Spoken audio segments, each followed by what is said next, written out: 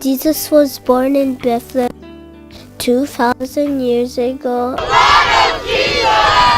Brothers and sisters, Michiana, Malawi Sda Church is inviting you to a special program this coming Sabbath, December 30, 2017. The church will close the year with a special program which will be conducted by the Adventist youth together with the children's ministry. In this program, young people will present to you about the birth of Jesus Christ. It is a wonderful program that you cannot afford to miss. Support our children and our youth by coming in large numbers. You are invited to come from 9:30 a.m.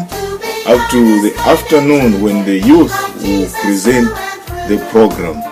On this day, we will have a powerful preacher, Pastor Dema Felix Pearson. Most of you know him. He came and preached at this church. His sermon was very powerful. Therefore, we are inviting you to come and bring a free will offering that will be collected at the end of the program to support the youth in their program next year. We invite you to come and listen to music like this.